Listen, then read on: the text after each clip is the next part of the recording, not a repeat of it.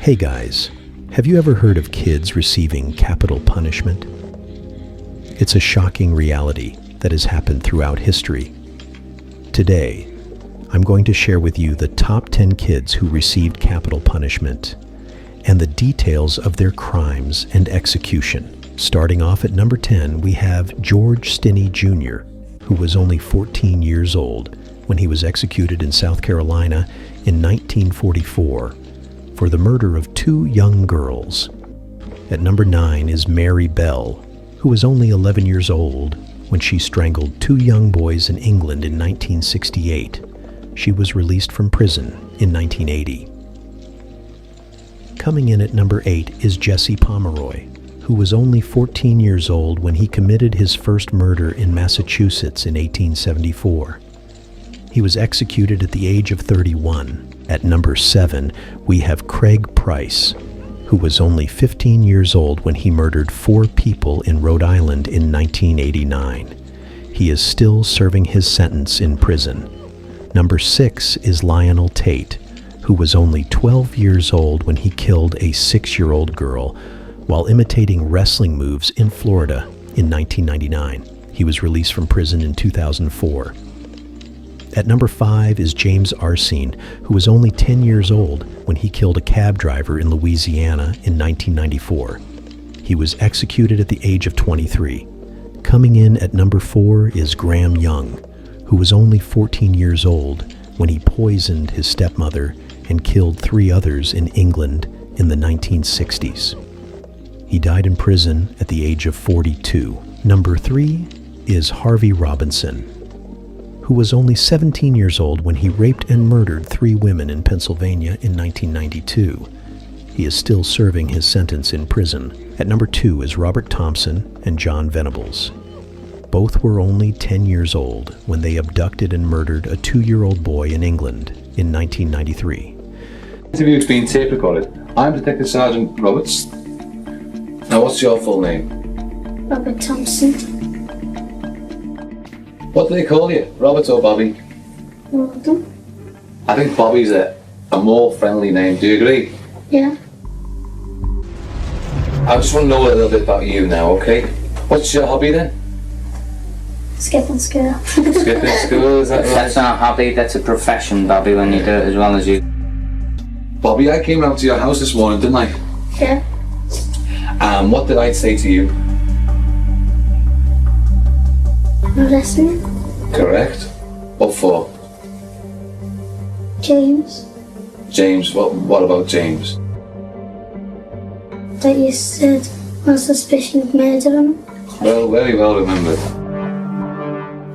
Did you ever see him in the Strand? You shook your head again. Yeah. Bobby, was that on the day that we're talking about? Was that on this Friday? Yes. Yeah. Yeah. We were going up the escalators.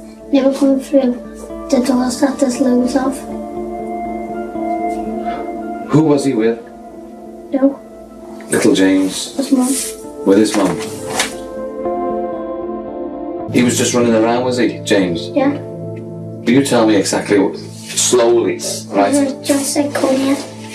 And then he grabbed his hands and walked up to stand. How did he come up to John?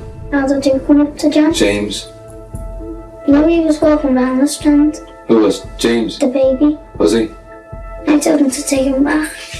You did what? Told him to take him back. You told him to take it back? No, Alright, blame. Bobby. No, you're not getting all the blame. I'm just asking your son. I'm trying to find the truth. always get the blame. Wait a minute, Bobby. You see, little James is following you up on stage, right? But on another picture, John, it appears as if John had hold of his hand. Yeah, well, why are you questioning me and John as well? John saying to us that he wasn't down at the Strand. But we were. I know you were at the Strand, but why should he lie to us by saying that he wasn't in the Strand? He's scared of saying that he was down in the Strand because something happened, didn't it? That the baby got took. Yeah. Not by me. We certainly admitted throwing stones and things like that. but he's blaming you for a lot of things. Yeah, but why is it understand? blaming me? Well, I want to know the truth, right? The whole truth. There's other things going on, isn't there? I know the truth. I believe I know the truth. I was there. That's You right. waved. Correct, but I know that a lot of things that have gone on. Yeah, well, do you know it was me that killed him? It wasn't. I never even killed him. I'm gonna end up getting all the blame because I've got blood on me. We're asking you, son, and we want you to tell us the truth, that's all. Not give the blame to you or anything else. But it's only the truth that we're Yeah, but concerned if Johnny about. threw a brick in his face. Can we just go through it slowly, right? What John did with what, right? You said he got hit with a brick first, did he? Then, what did he do? Another brick. He threw another brick. Will I be 2055. able to go home tonight? We don't know yet, And I want you to Yeah, tell but I Rachel. don't need to answer any more questions, do I? Hey, come on now, Bobby. Yeah, well, I want to kill him when I've got a baby of my own. I'm trying If I to. wanted to kill a baby, I'd kill my own, wouldn't I?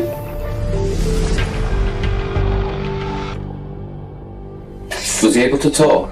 No? James, Yeah? what did he say to you? I want me now. He said that the two of you were in the Strand and that you saw the little boy. We never. Yeah, we was, but we never saw any kids there. We never robbed any kids. So you were in Bootle New Strand. Was you in Bootle Strand? We never got a kid, Mum. We never got a Mrs. kid. Venables, would you? I must ask you not to get angry with it. I never got the boy. I never killed him, Mum. And he said that you took him by the hand and led him out of the Strand shops. We never. He's a liar. Calm down. All right, come on, look. But the God's honest truth. God's honest truth, I'm telling you that we never. He was too scared. He was probably too scared. A short while ago, as is detailed on your custody record out there, you had a conversation with your mum and you then requested that myself come into the room. Is that right? Yeah.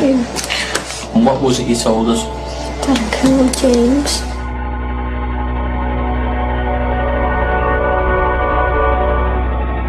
So we walked up to him and we were walking around with him and I took his hand. And whose idea was it to walk towards him? Mine. Was it? What did Then you it was Robert's idea to kill him. And we went outside to the canal. What for? Don't know, he said let's throw him in the water. He was persuading him, he said kneel down and let's look at the water and all that, but he wouldn't. Because when we wouldn't get him down, Robert kicked him up and threw him on the floor and that's where he got his bump on his head. What were you gonna? Why were you taking him up to Lotton Village? Don't know, we didn't know what to do. You walk along where? To the train track. We took him on the rail shop and started throwing bricks at him. I didn't throw any bricks because Robert said pick a brick up and throw it. I just threw it on the floor. What was Robert saying while he was doing all this? He was saying stay down, you stupid dick and all that. Why did he want him to stay down? Don't know. Wanted him dead probably. Where did the stones in the bar hit him? In the head. And you say the bar knocked him out? Yeah. Onto the railway track. And what happened then? No, he was just lying there. So finish now because I can't speak anymore.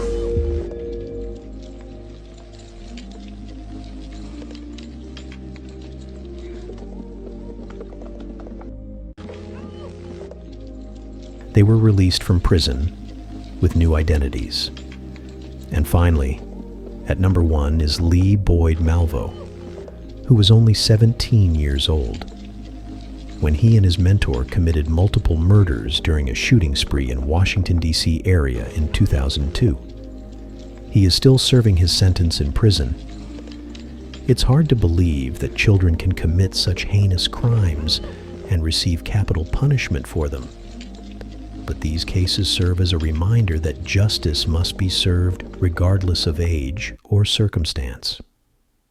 Thanks for watching.